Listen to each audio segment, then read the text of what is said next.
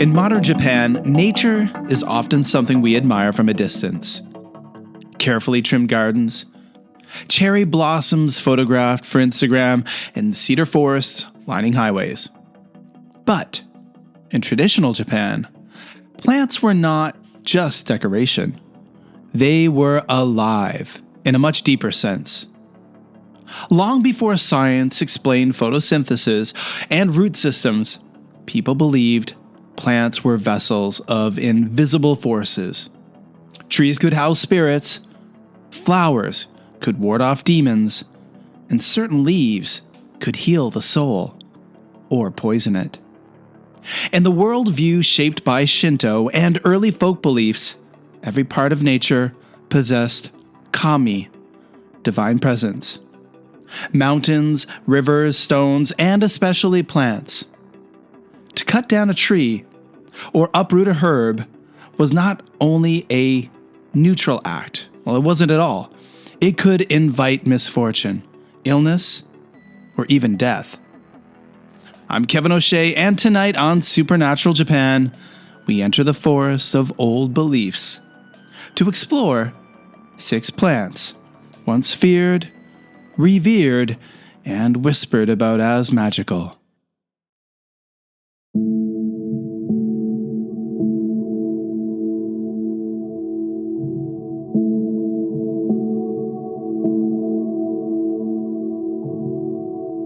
First, we're going to take a look at bamboo, the spirit that never dies. Now, bamboo is instantly recognizable. Tall, smooth green stalks rising straight into the sky, segmented by horizontal joints with narrow leaves that rustle constantly in the wind. Bamboo is one of Japan's most powerful symbolic plants. It bends, but it never breaks.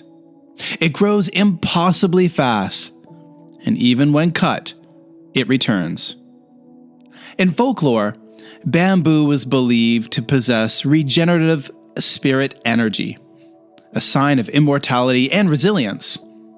This belief is central to Japan's oldest fantasy tale, the tale of the bamboo cutter, where a glowing child is discovered inside a bamboo stalk, sent from the moon. Bamboo groves are often planted around shrines and homes as spiritual barriers, believed to confuse or repel evil spirits. The hollow stalks were thought to act as spiritual conduits, allowing kami to pass between worlds. During purification rituals, bamboo was used to sweep away spiritual pollution.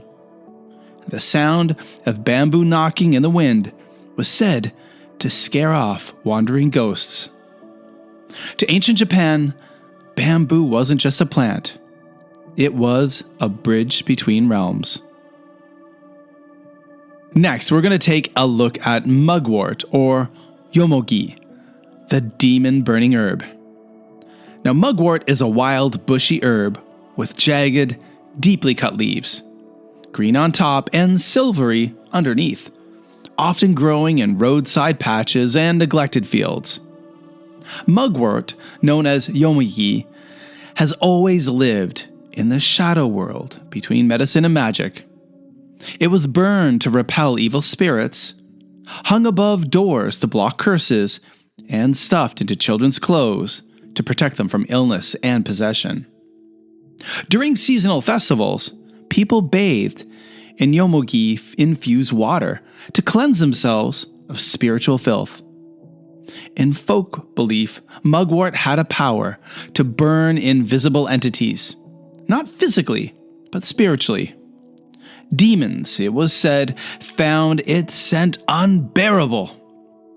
Midwives placed mugwort near newborns to protect their souls, and travelers carried dry leaves to avoid being followed by yurei, or ghosts. In a world where spirits caused disease, mugwort wasn't medicine. It was spiritual armor.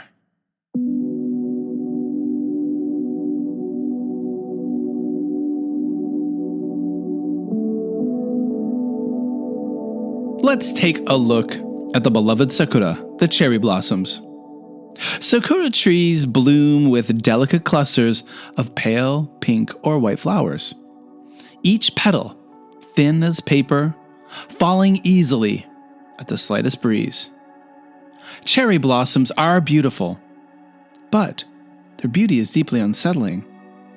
In ancient belief, sakura trees were thought to absorb human souls, especially the spirits of fallen warriors.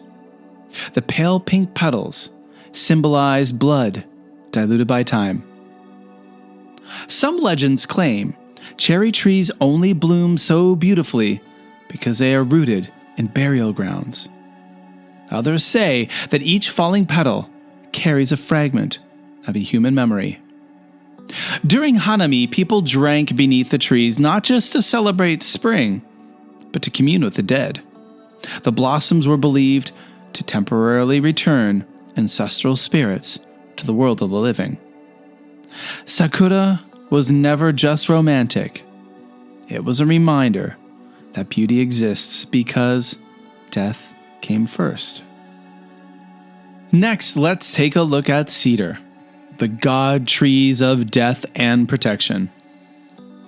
Japanese cedar trees are massive, towering giants with straight, reddish trunks and dense, dark green needle-like leaves that block out much of the sunlight beneath them.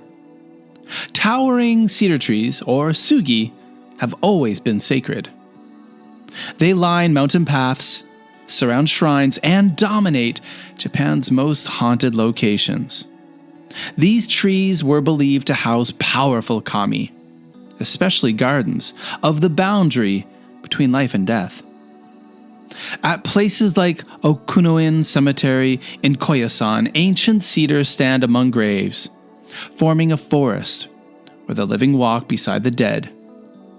Some traditions say each cedar contains a sleeping soul.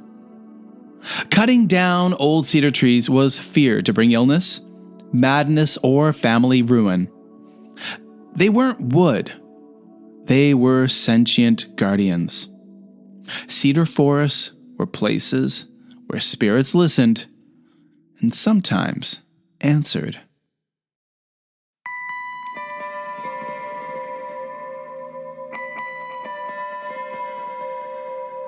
Wisteria, the flower that binds ghosts.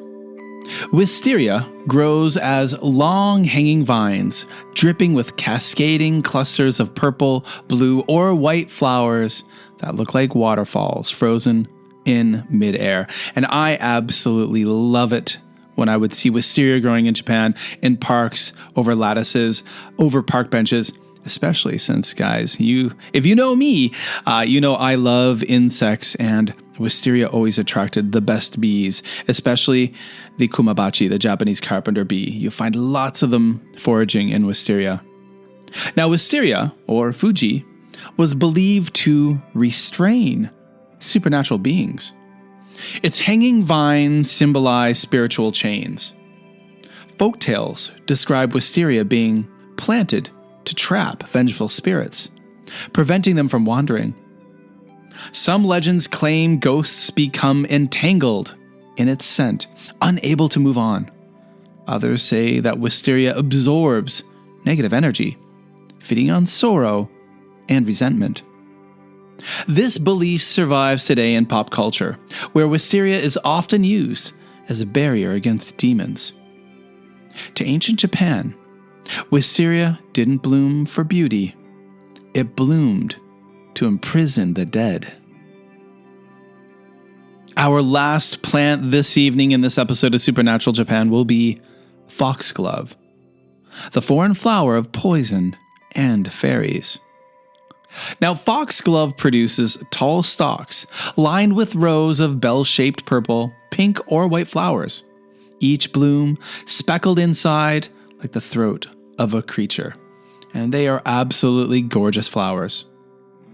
Foxglove isn't native to Japan, but when it appeared in the modern era, it quickly gained a supernatural reputation. Its bell-shaped flowers resembled spirit bells. Its poison could stop a heart. In folk-inspired interpretations, it became associated with kitsune trickery and foreign spirits.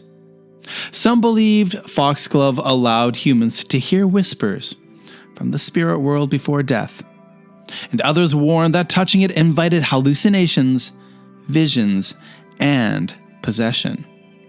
It became known as a flower that opens doors that should remain closed.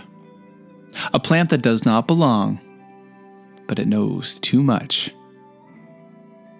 In modern eyes, these are just plants. But to traditional Japan, they were sentient forces, alive with invisible intent. You didn't walk through a forest. You entered a living society of spirits, watchers, and silent judges. Plants healed, cursed, protected, imprisoned, and remembered. They were the original supernatural beings. And long before ghosts wore white robes, the forest was already watching. Thanks for listening to Supernatural Japan. If you enjoyed this episode all about magical plants in Japan, be sure to follow us on Apple Podcasts, Spotify, or wherever you listen to podcasts. And if you'd like to help this show grow, just like all the beautiful plants we talked about in this episode, please leave a review and a like wherever you listen to the podcast. It really does make a difference. And remember, please subscribe to the show. That's important. Don't just listen. Please subscribe. Now, to see photos of all the plants and a lot more, you can follow us over on Instagram at Supernatural Japan. Also, check out our Facebook group. There's a link in the podcast, and I post lots of photos and different things over there as well.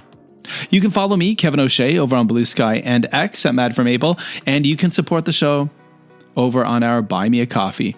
That way you can help me with all of my creative podcasting endeavors.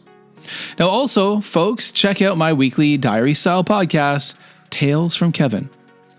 And that's where I talk about my experiences as a Canadian living in Asia for the past 24 years. That's also everywhere you find podcasts. And that's it for now. Remember, everyone, when you're outside in nature and you see a beautiful plant or tree, there's probably a lot more happening than meets the eye.